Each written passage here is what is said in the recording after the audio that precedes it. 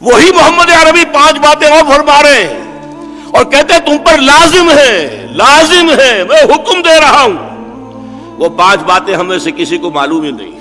کیوں؟ ان کا تعلق ہے دین کو غالب کرنے سے. جب دین کے غلبے کا تصور ہی ذہن میں نہیں تو یہ 5 چیزیں irrelevant ہیں، ان کا کوئی تعلق ہی نہیں، ریلیونس ہی نہیں. لہذا ہمارے ذہنوں سے اوجل، آنکھ اوجل پہاڑ اوجل. لیکن یہ ہے جماعت دوسرا مرحلہ، اس میں یہ کہ اطاعت امیر، اس اطاعت امیر کے لیے بیعت. اسی بیعت کا حوالہ دیا تھا آج برادران عمران صاحب نے کہ جس شخص کے گلے میں پٹا نہیں ہے بیعت کا، من مات ولیس فی عنقہ بیعۃ مات میتۃ جاہلیۃ. تیسرا مرحلہ کیا ہے؟ یہ جماعت جب تک اتنی کمزور ہے کہ طاقت کے ساتھ کفر کا مقابلہ نہیں کر سکتی، جیسے کہ مکے میں حضور کے 12 برس گزرے، ابھی اتنی طاقت نہیں تھی، ورنہ اللہ کی مدد ظاہر بات ہے اس کے دروازے اس وقت بھی بند نہیں تھے. اللہ پر توکل، ظاہر بات ہے کہ حضور کے توکل میں کوئی کمی نہیں ہو سکتی صلی اللہ علیہ وسلم، لیکن نہیں کوئی حساب کتاب ہوتا ہے، اسی سے طے کیا جاتا ہے. لہذا 1 اور 10 کی نسبت سے بھی آیا ہے سورہ انفال میں، پھر 1 اور 2 کی ریشو بھی آئی ہے. بہرحال کچھ نہ کچھ حساب کتاب میں بات جب آئے کہ ہاں اب ہمارے پاس اتنی طاقت ہے، سم و طاعت والے لوگ ہیں، ڈسپلن کے خوگر ہو چکے ہیں، ہم بھی تسلیم کی خو ڈالیں گے، بے نیازی تیری عادت ہی صحیح. اور انہوں نے اپنے وجود پر اللہ کا دین قائم کیا ہے، اپنی معاش اور معاشرت سے حرام کو نکال دیا ہے. پھر ہم چیلنج کریں گے نظام کو، وہ ہوگا نہیں عن المنکر بالید، طاقت کے ساتھ منکرات کا انسداد اور خاتمہ. ہم چیلنج کریں گے، اب یہ حرام کام ہم نہیں ہونے دیں گے یہاں. اس لیے میں عرض کر رہا ہوں اس میں بھی مسلح بغاوت نہیں، اس لیے کہ ایک تو مسلمان کا مسلمان سے تعلق ہے، ایک نیا مسئلہ ہے. حضور کے زمانے میں ایک طرف کفر تھا، ایک طرف اسلام تھا. دوسرا مرحلہ یہ ہے کہ جو حکومت ہے ان کے پاس فوج ہے، ایئر فورس ہے. آپ کو معلوم ہے حافظ الاسد نے ایک دن میں 30,000 اخوانی ہلاک کیے، پورا شہر ہماکہ اڑا دیا. 30,000. ظاہر فوج موجود ہے، ٹینک ہے، ایئر فورس ہے. لہذا اصل میں مسلح بغاوت جو ہے وہ فیزیبل نہیں ہے. یہ نہیں کہ جائز نہیں ہے، جائز ہے. امام ابو حنیفہ کا فتویٰ صحیح ہے، درست ہے، جائز ہے، لیکن فیزیبل نہیں، قابل عمل نہیں. غیر مسلح بغاوت، non violent non cooperation, non violent civil disobedience, unarmed revolt, اب ہم ٹیکس نہیں دیں گے، تمہارا یہ کام حرام کے کام ہے، تمہارا سارا نظام حرام کا نظام ہے، یہ کافرانہ نظام ہے، ہم اس کے ساتھ وفاداری نہیں جاری رکھ سکتے. یہ کہہ کر میدان میں آئیں گے، یہ یک طرفہ جنگ ہوگی، گولیاں چلیں گی، لیکن سینوں پر کھائیں گے انشاءاللہ اگر وہ وقت آ گیا. پیٹھ نہیں دکھائیں گے، اس لیے کہ شہادت ہے مطلوب و مقصود مومن، نہ مال غنیمت نہ کشور کشائی. یہ ہے وہ آخری مرحلہ.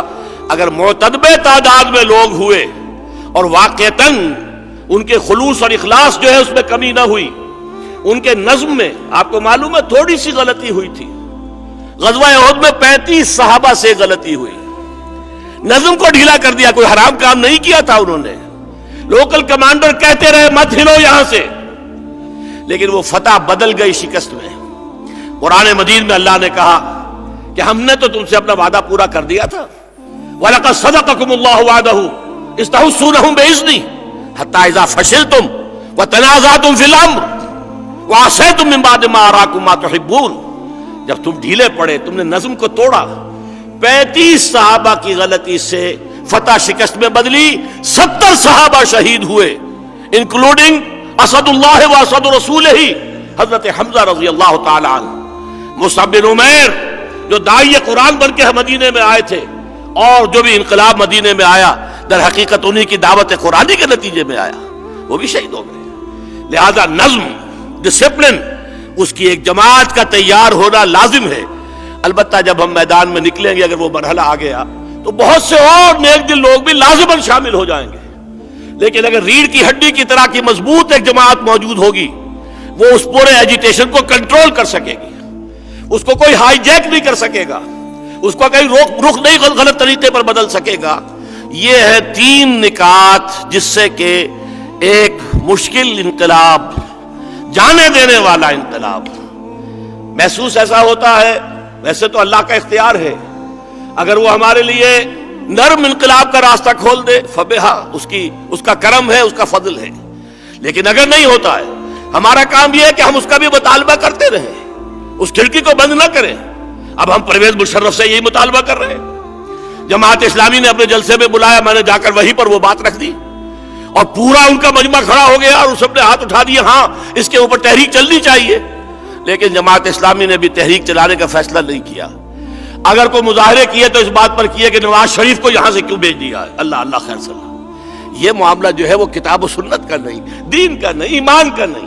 لیکن وہ مطالبہ لے کر اگر کھڑی ہو جائیں جماعتیں، کرو یہ تبدیلیاں دستور کے اندر، اس وقت تمہارے ہاتھ کے اندر اختیار بھی موجود ہے. یہ وہ چیز ہے کہ اس کے ذریعے سے امکان ہے. جنرل صاحب آپ اس کی نفی نہ کیجئے، امکان ہے، آئینی طور پر ہو سکتا ہے، لیکن ہے بہت بڑا اگر. اس میں بے نفسی کا معاملہ ہوگا دینی قیادتوں کا. اگر وہ سیاسی جو کھیل ہے اسے چھوڑ دیں اور جو بھی کشاکش اقتدار کی جو جد و جہد ہے اس سے نکل جائیں اور صرف امر بالمعروف نہی عن المنکر اس کے لیے جمع ہو جائیں.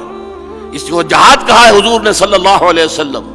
فمن جاہدہم بیدہ فہو مومن ومن جاہدہم بلسانہ فہو مومن ومن جاہدہم بقلبہ فہو مومن ولیس وراء ذلک من الایمان حبۃ خردل.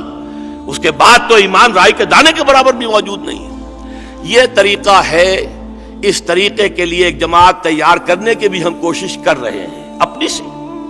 ہمارے پاس اگر لوگ کم آئے ہیں مجھے اس کی فکر نہیں ہے. مجھے معلوم ہے سیرت النبی سے آپ نے 22 برس میں ٹوٹل ریولوشن برپا کیا. یہ تو کبھی ہوا ہی نہیں تاریخ میں، انسانی تاریخ میں نہیں ہوا. لیکن اس کے بھی 2 حصے کیجئے تو پہلے 10 سال میں بمشکل 125 آدمی حضور کے پاس تھا.